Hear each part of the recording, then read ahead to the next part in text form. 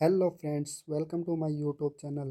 Friends, अगर आप channel पर नए हैं तो चैनल को सब्सक्राइब करें और वीडियो को लाइक करें और ज़्यादा से ज़्यादा शेयर करें। फ्रेंड्स, इस वीडियो में हम जनरल अवेयरनेस के इंपॉर्टेंट क्वेश्चन करेंगे। चलिए शुरू करते हैं बिना किसी देरी के। फर्स्ट क्वेश्चन क्या है? ऑनलाइन अपशिष्ट विनिमय वेबसाइट के शुभारंभ के साथ देश का पहला कौन सा राज्य बन गया? तो ऑप्शन दे रखे हैं हमें: आंध्र प्रदेश, पश्चिम बंगाल, मेघालय और दिल्ली। तो सही आंसर क्या होगा? आंध्र प्रदेश। आंध्र प्रदेश के अंदर क्या हुआ है? ऑनलाइन अपशिष्ट विनिमय वेबसाइट का शुभारंभ हुआ है। तो इसका शुभारंभ किसने इसको लॉन्च किया है? इसको लॉन्च किया है Andhra Pradesh environment management corporation, यानी आंध्र प्रदेश पर्यावरण प्रबंधन निगम के द्वारा इसको क्या किया गया है? शुरू किया गया है। इसको कब शुरू किया गया है? पर्यावरण दिवस पर। पर्यावरण दिवस पर। तो पर्यावरण दिवस की बात की जाए तो पर्यावरण दिवस कब मनाया जाता है? 5 जून को। 5 जून को क्या बनाया जाता है? पर्यावरण दिवस मनाया जाता है। तो आगे की बात की जाए, आंध्र प्रदेश एक पहला राज्य था जो भाषाई आधार पर बनता था, यानी भाषाई आधार पर बनने वाला पहला राज्य कौन सा था? आंध्र प्रदेश। और आंध्र प्रदेश के सीएम की बात की जाए तो सीएम कौन है? YS जगमोहन रेड्डी। और पश्चिम बंगाल के मुख्यमंत्री की बात की जाए यानी सीएम की बात की जाए तो कौन है? ममता बनर्जी। और मेघालय के सीएम की बात की जाए तो मेघालय के सीएम कौन है? कॉनराड संगमा। और दिल्ली के सीएम कौन है? अरविंद केजरीवाल। अरविंद केजरीवाल। चलिए नेक्स्ट क्वेश्चन। नेक्स्ट क्वेश्चन क्या है? तरल पदार्थों के बीच ऊष्मा का सबसे अच्छा सुचालक है। ऑप्शन है हमारे पास एल्कोहल, ईथर, पारा और जल। तो सही ऑप्शन क्या होगा? पारा। पारा का फॉर्मूला क्या है? तत्व का प्रतीक क्या होता है पारा का? Hg। Hg का परमाणु क्रमांक क्या होता है? 80। और परमाणु द्रव्यमान 200 AMU। ये AMU क्या होती है? यूनिट होती है, एटॉमिक मास यूनिट। Hg को क्या क्या कहा जाता है? इसे तरल चांदी भी कहा जाता है, क्योंकि ये क्या होता है? कमरे के तापमान पर ये लिक्विड अवस्था के अंदर पाया जाता है, यानी 20 डिग्री से 25 डिग्री सेल्सियस के सेंटीग्रेड के बीच में भी ये क्या होता है? लिक्विड अवस्था के अंदर होता है। और Hg क्या है? धातु है। तो धातु है, और धातु होने के साथ साथ ये क्या है? लिक्विड अवस्था में है। तो ये पहला तत्व है जो क्या होता है? धातु होते हुए भी लिक्विड अवस्था के अंदर पाया जाता है।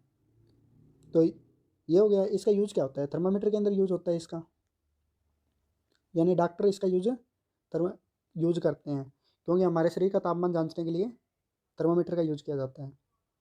चलिए नेक्स्ट क्वेश्चन। नेक्स्ट क्वेश्चन क्या है? लोकायुक्त के अधिनियम को पारित करने वाला भारत का पहला राज्य कौन सा था? ऑप्शन दे रखे हैं महाराष्ट्र, राजस्थान, बिहार और उड़ीसा। तो सही ऑप्शन क्या होगा? उड़ीसा। लोकायुक्त अधिनियम, इसे क्या क्या कहा जाता है? लोकपाल अधिनियम भी कहा जाता है, यानी जन लोकपाल या लोकपाल अधिनियम।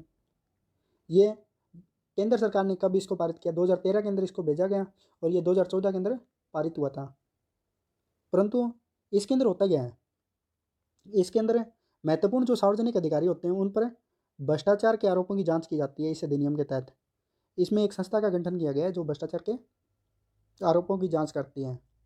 परंतु इससे केंद्र सरकार ने तो 2014 के अंदर लागू हुआ था, परंतु कुछ एक राज्यों ने इसे पहले ही पारित कर लिया था। जैसे ओडिशा के अंदर ये कब कब पारित हुआ था?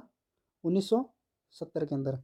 महाराष्ट्र की बात की जाए तो महाराष्ट्र के अंदर 1971 के अंदर। राजस्थान के अंदर 1973 और बिहार के अंदर 1974 के अंदर पारित हुआ था।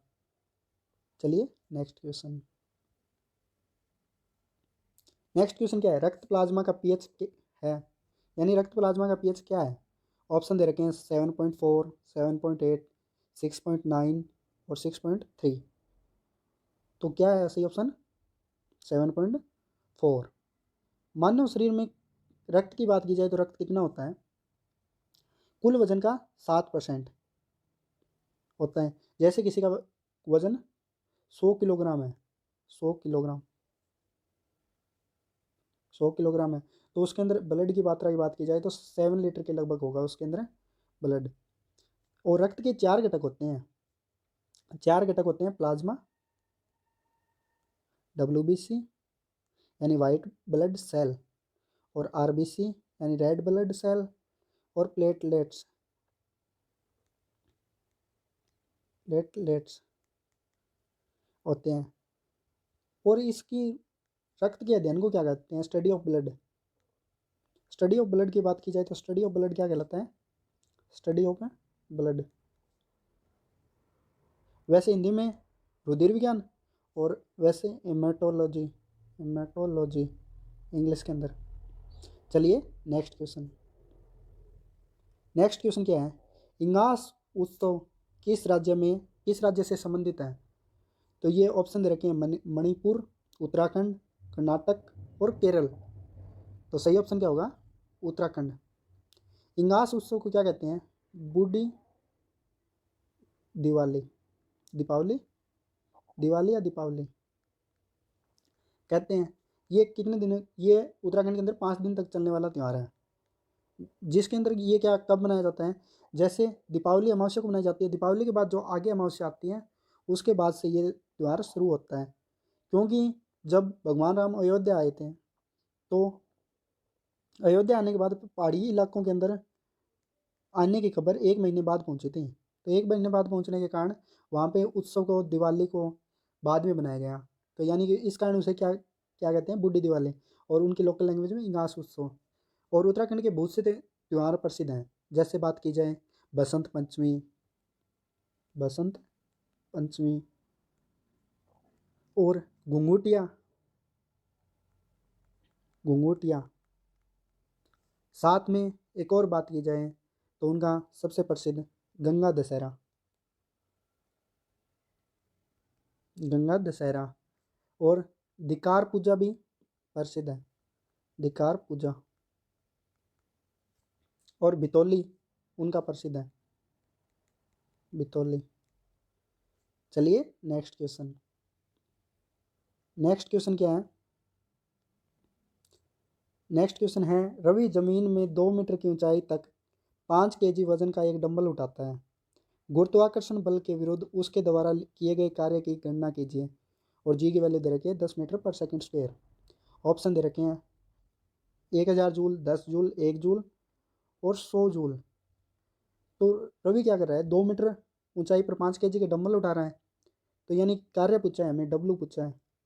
परंतु 2 मीटर की ऊंचाई पर जो डंबल उठा रहा है, तो वो क्या हो गया, ऊंचाई पर होने के कारण उसके द्वारा किया गया कार्य क्या होता है, किस में कन्वर्ट हो जाएगा, पोटेंशियल एनर्जी यानी कि स्थितिज ऊर्जा के अंदर। तो स्थितिज ऊर्जा का हमें फॉर्मूला पता है, mgh होता है।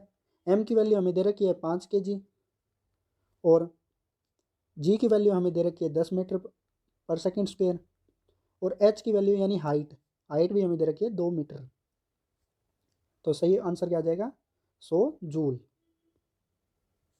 तो सही ऑप्शन क्या होगा, ऑप्शन नंबर 4। चलिए नेक्स्ट क्वेश्चन। नेक्स्ट क्वेश्चन क्या है, वर्ष 2021 में कितने बालकों को प्रधानमंत्री राष्ट्रीय बाल पुरस्कार से सम्मानित किया गया। ऑप्शन दे रखे हैं 30 बालकों, 32 और 22 और 35। तो सही ऑप्शन क्या होगा, 32 बालकों को। प्रधानमंत्री राष्ट्रीय बाल पुरस्कार कौन सी संस्था या कौन से मंत्रालय के द्वारा दिया जाता है, यह दिया जाता है महिला और बाल विकास मंत्रालय के द्वारा, बाल विकास मंत्रालय। ये कब शुरू हुआ था, 1996 के अंदर। इसमें 18 साल से कम उम्र के बच्चे होते हैं, यानी बालक होते हैं, उनको क्या दिया जाता है, पुरस्कार दिया जाता है, क्योंकि उनको उनकी असाधारण उपलब्धियों के उपलक्ष्य में दिया जाता है। जैसे असाधारण उपलब्धि, जैसे बहादुरी के लिए, खेल जगत में, यानी खेल जगत के लिए, बहादुरी के लिए, कोई सांस्कृतिक प्रोग्राम के लिए, ऐसे करके उनके लिए ये इस अवार्ड का आयोजन शुरू किया गया या आयोजन किया जाता है। हर साल। तो 2021 के अंदर कितने बालकों को मिला था? 32। नेक्स्ट क्वेश्चन की बात की जाए तो क्या है? प्लास्टर ऑफ पेरिस किससे बनाया जाता है? ऑप्शन दे रखे हैं, संगमरमर, बॉक्साइट, जिप्सम और चूना पत्थर। तो सही ऑप्शन क्या होगा? Gypsum. Plaster of Paris gypsum के द्वारा बनाया जाता है, परंतु प्लास्टर ऑफ पेरिस का फॉर्मूला क्या होता है? CuSO4 half H2O। और जिप्सम के फॉर्मूले की बात की जाए तो क्या होता है? CuSO4 dot 2H2O। पृथ्वी पर सबसे ज़्यादा पाए जाने वाला धातु कौन सा है? एल्यूमिनियम। उसके बाद में आयरन। और बॉक्साइट की बात की जाए तो बॉक्साइट क्या है? एल्यूमिनियम का एशक है। चलिए नेक्स्ट क्वेश्चन। नेक्स्ट क्वेश्चन क्या है? पौधों में जाइलम किसके लिए जिम्मेदार है?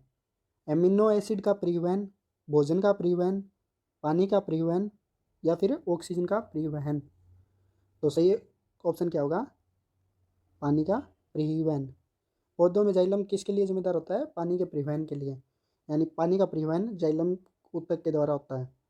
चलिए नेक्स्ट क्वेश्चन। नेक्स्ट क्वेश्चन क्या है? निम्नलिखित में से किस वैज्ञानिक को आनुवंशिकी के पिता के रूप में जाना जाता है? ऑप्शन दे रखे हैं, मेंडल, डार्विन, हरगोविंद खुराना या फिर TH मॉर्गन।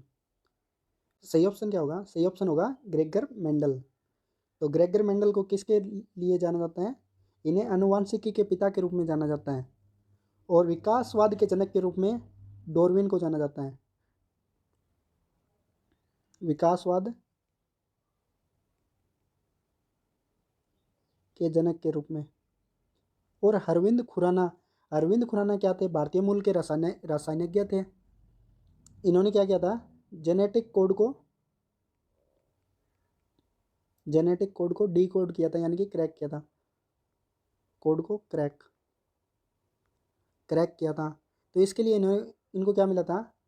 नोबेल पुरस्कार मिला था 1968 के अंदर। किसके लिए? जेनेटिक कोड को क्रैक करने के लिए। और किस में? फिजियोलॉजी